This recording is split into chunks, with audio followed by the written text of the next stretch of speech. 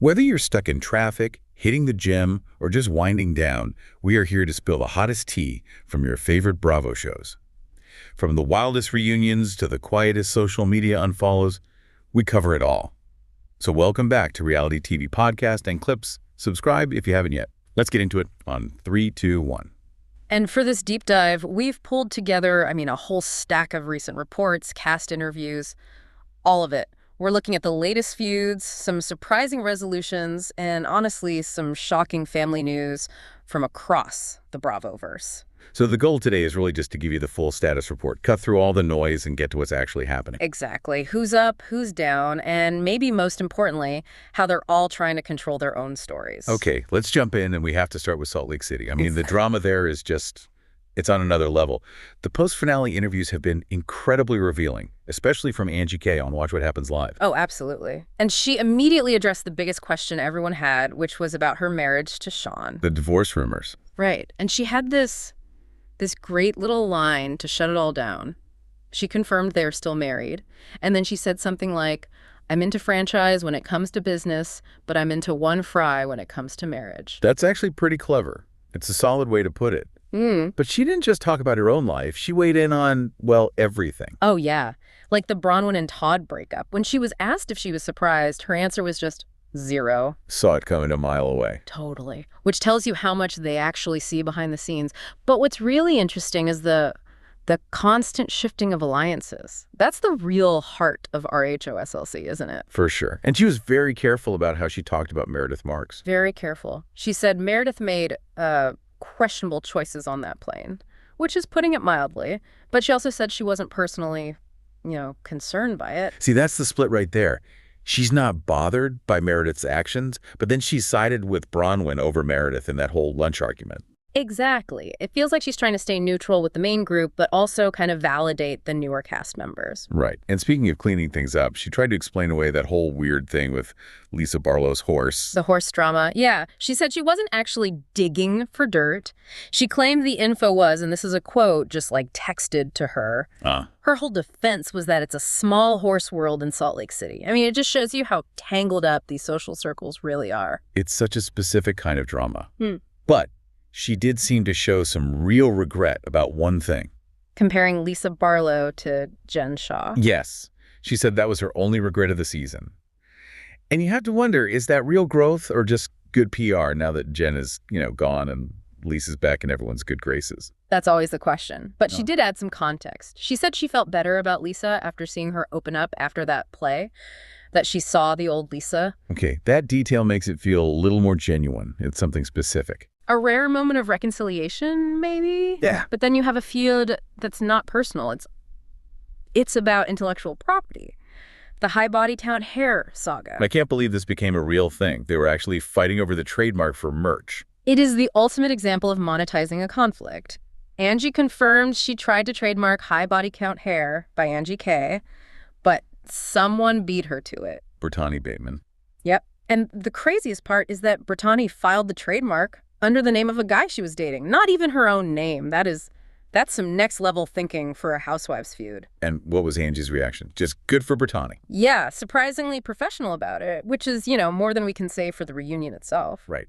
Angie basically said Andy Cohen walking off said it all. She admitted they're a tough crowd. A very tough crowd. And on the Mary Cosby front with that whole Hulu documentary out. The Cult of the Real Housewife. Angie said she hasn't seen it, but that she's talked to Mary. And apparently Mary is good, just posting away and not worried about any of it.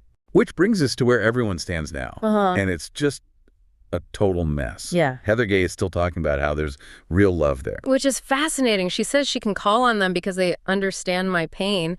And maybe that's true, The shared experience of the show is something no one else gets. But the alliances are just everywhere. Meredith is good with Lisa and Angie, but somewhat unsure about literally everybody else. And then you have Brittany, who's out with Meredith and Lisa, but great with Angie, and thinks Mary Cosby is a best friend in the making. It's just a revolving door. But the deepest cut, the one that feels permanent, is between Bronwyn and Lisa Barlow. It sounds totally done. Bronwyn said flat out she does not speak to Lisa and thinks she's blocked. And the final reason why is just, it's devastating. It's what happened after filming. Exactly.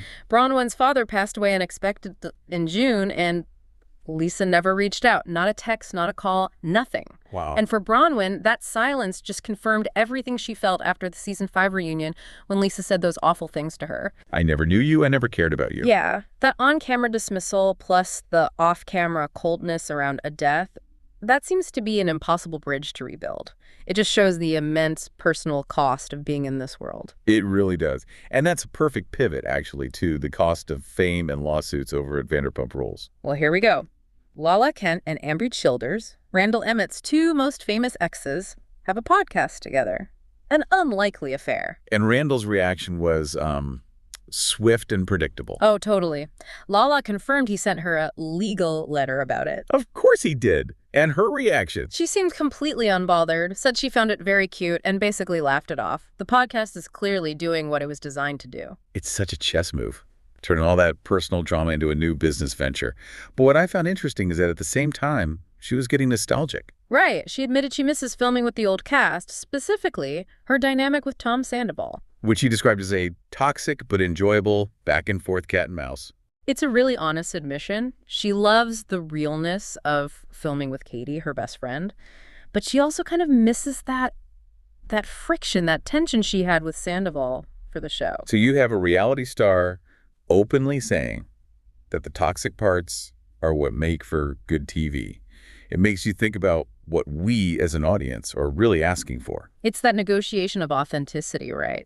And speaking of very curated authenticity, let's go from lawsuits to a celebration. Big news from Orange County. Yes. GINA KIRSCHENHEITER and Travis Mullen are engaged. After 6 years, this is a huge moment for her, especially since her whole story on the show has been about rebuilding. And the proposal sounded so sweet. New Year's Eve, Big Bear, part of their fancy dinner night tradition with all 6 of their kids there. It's the picture of a stable, blended family. And that stability is literally built into the ring. It's a 6-carat oval diamond, but the design is where the story is. This is where the symbolism becomes part of their public story. It totally is. The ring has 6 small diamonds set into the band. For the 6 kids. Exactly. And the 4-pronged setting is supposed to signify oneness for her and Travis. So this ring isn't just a ring, it's a press release. It says, "My family is solid, we are unified, and here's the proof." From that kind of intense symbolism, we go to the blurry lines of social media. Jill Zarin from RHONY. Oh, this was something. She posted a photo of herself on a private jet, but she got ahead of the critics by captioning it, "Yes, Photoshop enhanced." She just admitted it right up front. A bold move. But it didn't really work. People in the comments still said she was unrecognizable, and then they started questioning if the giant Chanel bag next to her was even real. So even when you admit you're faking it, they just find something else to criticize. It's impossible. You get called out for lying, but you also get called out if you're honest about the lie.